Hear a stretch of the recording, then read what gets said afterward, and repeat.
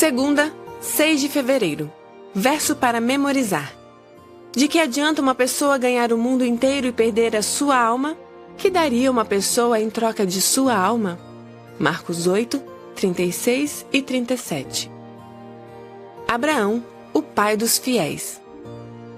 Deus chamou Abraão para deixar sua terra natal e seus parentes e ir para uma terra que ele lhe mostraria.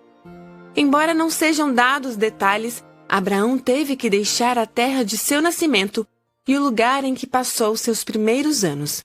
Certamente, não foi uma decisão fácil. Sem dúvida, ele abriu mão de algum prazer terrestre e de conveniências para fazer o que Deus estava mandando. Ouça Gênesis 12, 1 a 3. O Senhor disse a Abrão: saia da sua terra, da sua parentela e da casa do seu pai e vá para a terra que lhe mostrarei. Farei de você uma grande nação e o abençoarei, e engrandecerei o seu nome. Seja uma bênção. Abençoarei aqueles que o abençoarem e amaldiçoarei aquele que o amaldiçoar. Em você serão benditas todas as famílias da terra. Pergunta 2. Como foram benditas todas as famílias da terra em resultado dessa promessa e de sua aceitação? Esse foi um grande evento transformador de vida para Abraão e sua família. No livro Patriarcas e Profeta, lemos, abre aspas, pela fé, Abraão, quando chamado, obedeceu a fim de ir para um lugar que devia receber como herança e partiu sem saber para onde ia.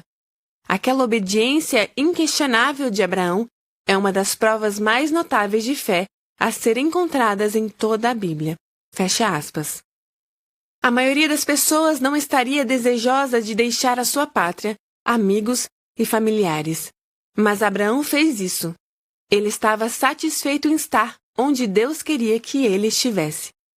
Por mais estranho que possa parecer, Abraão, Isaque e Jacó não receberam essa terra.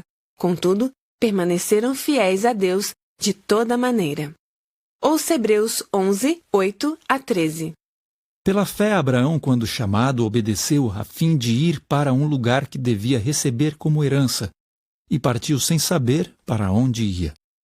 Pela fé, peregrinou na terra da promessa como em terra alheia, habitando em tendas com Isaque e Jacó, herdeiros com ele da mesma promessa. Porque Abraão aguardava a cidade que tem fundamentos, da qual Deus é o arquiteto e construtor. Pela fé também a própria Sara, apesar de não poder ter filhos e já ser idosa, recebeu poder para ser mãe, pois considerou fiel aquele que lhe havia feito a promessa. Por isso também de um só homem, praticamente morto, saiu uma posteridade tão numerosa como as estrelas do céu e inumerável como a areia que está na praia do mar. Todos estes morreram na fé, não obtiveram as promessas, mas viram-nas de longe e se alegraram com elas, confessando que eram estrangeiros e peregrinos na terra. Pergunta 3. Qual é a mensagem relevante nesse texto? Abraão era conhecido como príncipe por aqueles que viviam ao seu redor. Era visto como generoso, corajoso, hospitaleiro e um servo do Altíssimo. Seu testemunho para Deus foi exemplar.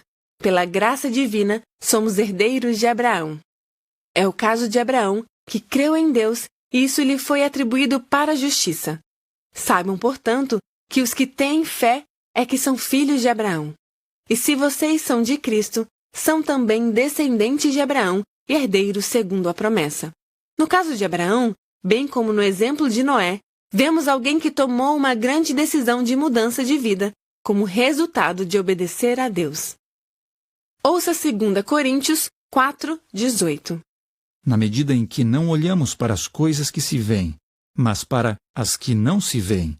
Porque as coisas que se veem são temporais, mas as que não se veem são eternas. Como a mensagem desse verso deve impactar as decisões espirituais que tomamos? Como Moisés e Abraão seguiram esse mesmo princípio?